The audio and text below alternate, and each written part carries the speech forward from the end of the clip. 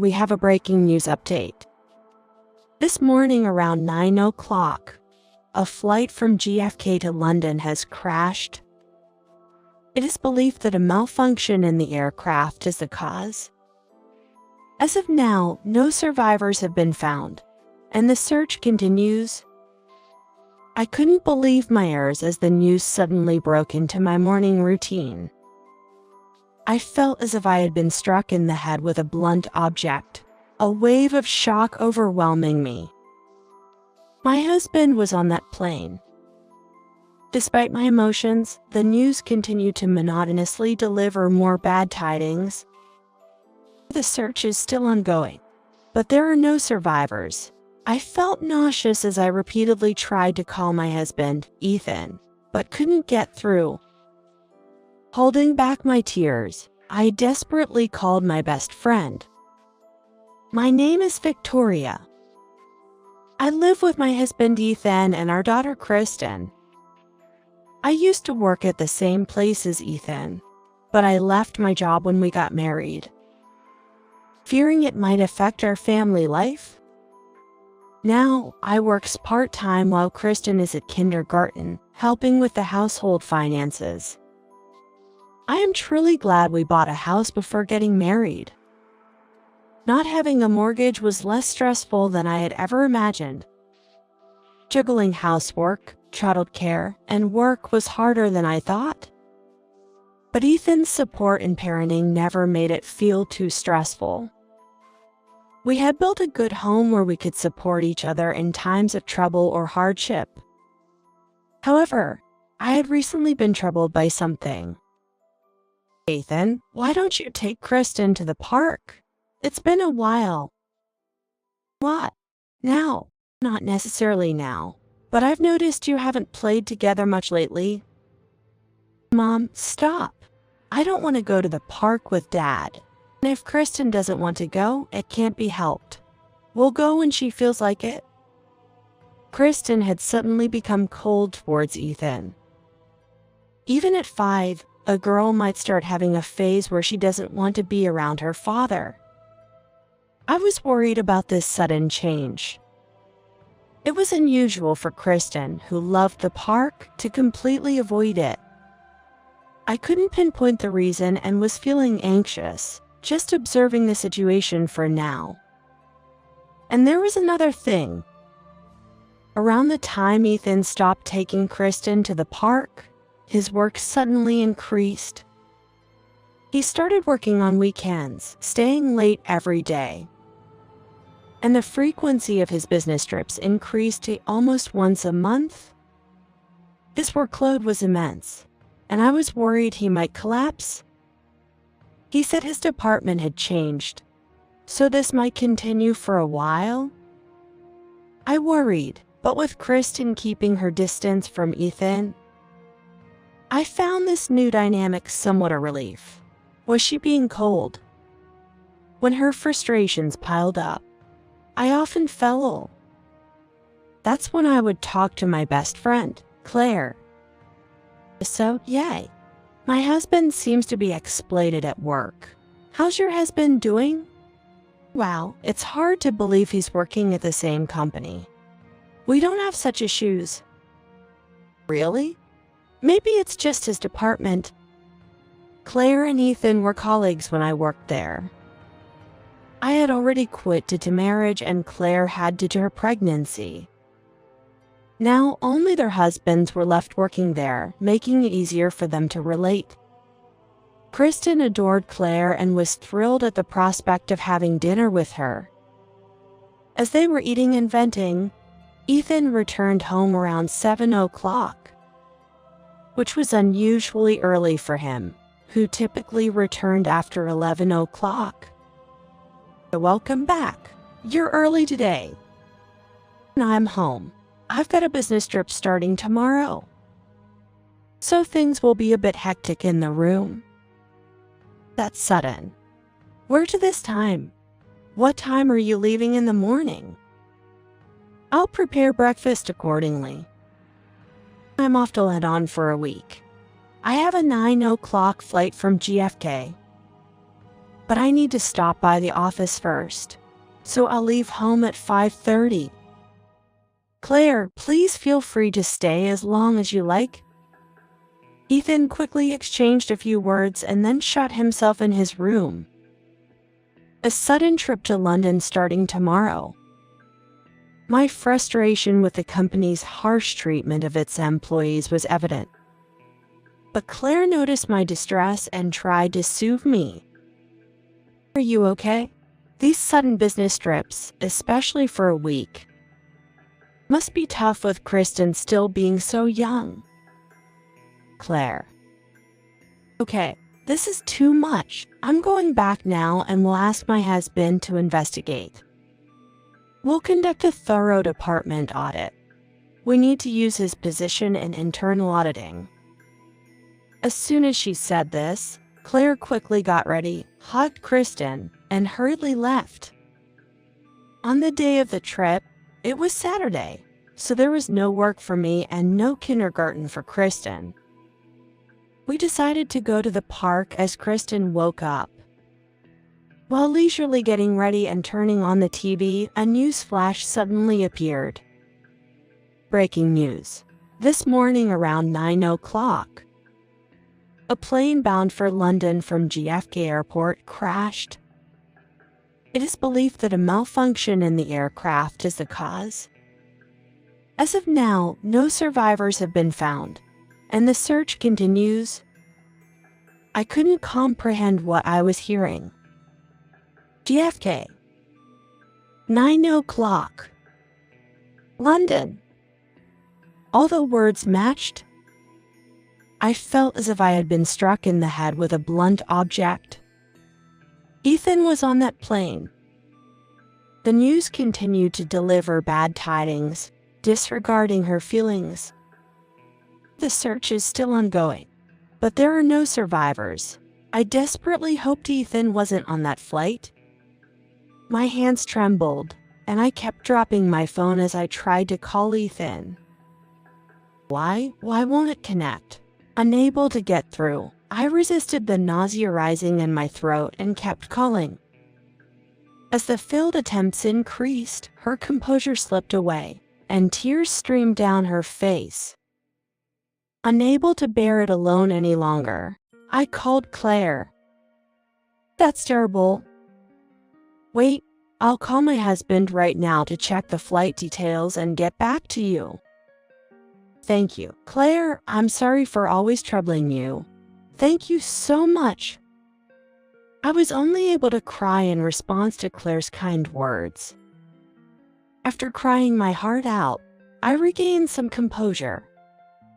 Then, I heard the notification sound of Messenger. Rushing to check, I saw a message from Ethan. Relieved that Ethan was alive, I suddenly felt drained. After a moment of stupor, I opened the message screen. Sorry, I couldn't get back to you.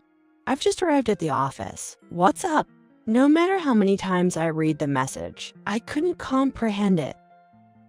And my mind started to panic. Then my phone showed an incoming call from Claire. Claire, I just got a message from Ethan.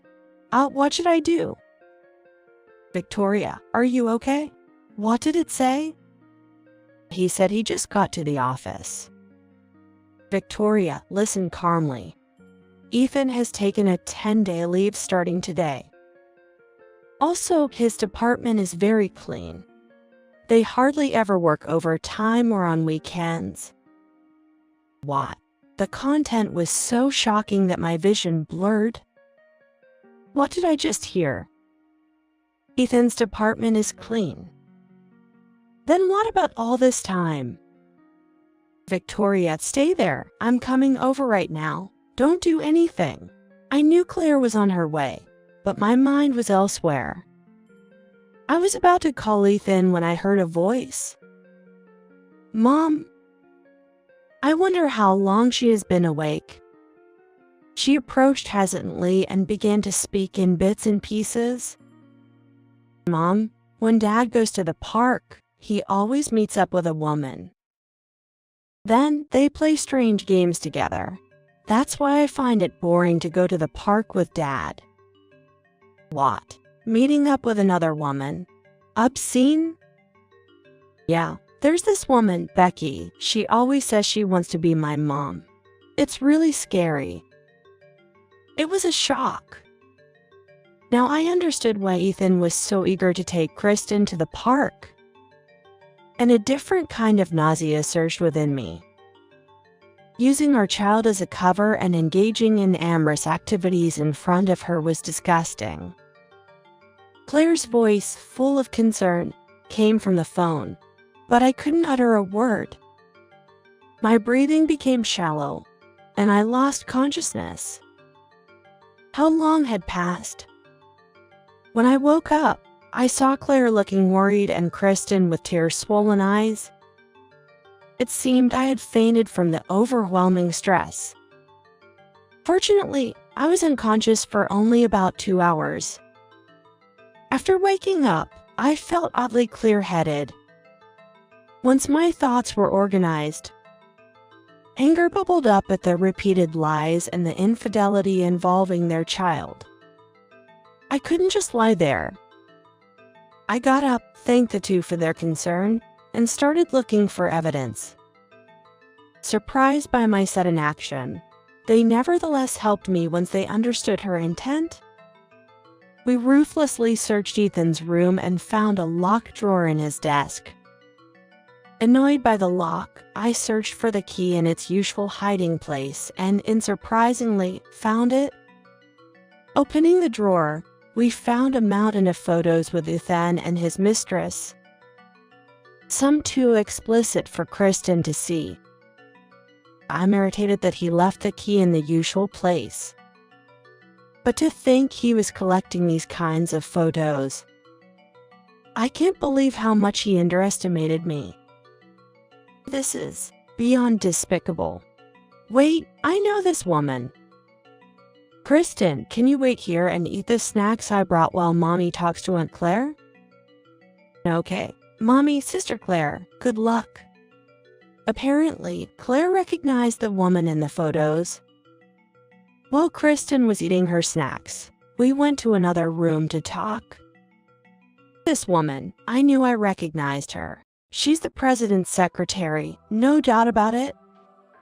According to Claire, this woman used to work in general affairs. She was a beautiful and competent worker who caught the president's attention and was promoted to his secretary, though it was unclear why she got involved with Ethan. Identifying her was a significant breakthrough. Now they had enough material for retribution. Ethan seemed to realize something was wrong as he returned home the next morning. Soon, there was a knocking at the door. Victoria, you're in there, right?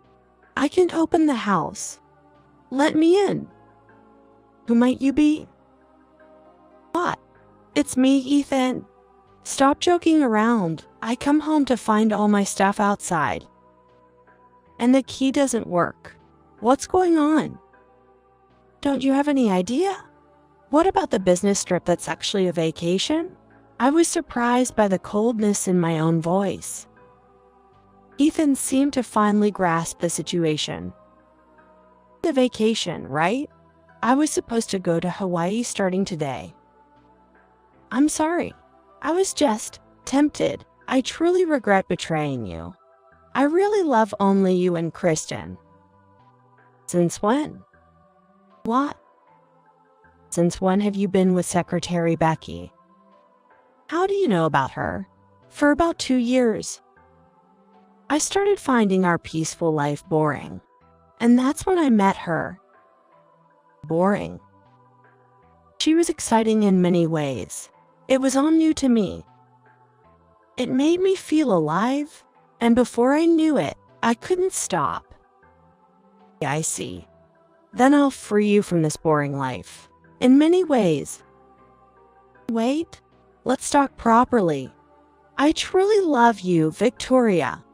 I don't want to leave you or Kristen. A person who indulges in obscenities in front of his daughter. What do you have to say? Sorry, but I'm not kind enough to indulge your perversions. Enjoy your excitement alone. I used to love him so much, but betrayal made my feelings fade away quickly. I demanded a divorce from Ethan without letting him argue, and sought educational expenses. I also demanded educational expenses from his mistress through her company. The news spread quickly within the company the next day. Moreover, it was discovered that she had been manipulating the president's schedule and expenses, which led to her dismissal. The money was probably used for Ethan's sake. Why she went so far for Ethan remains a mystery. Ethan was transferred to an overseas branch that no one wanted to go to. As for us, Kristen, I'm sorry I didn't notice you were suffering. It'll be just the two of us from now on, but I promise to be there for you. Please forgive me. I forgive you. Thank you for understanding, Mommy. I love you. No fair. I'm here too, remember? Let me know if there's anything I can help with. Thank you, Kristen, Claire. I think I made Kristen suffer for a long time. I realized how inadequate I had been after receiving so much help from Claire. I should live with more gratitude. We would never let Kristen's smile fade again, and so we started anew.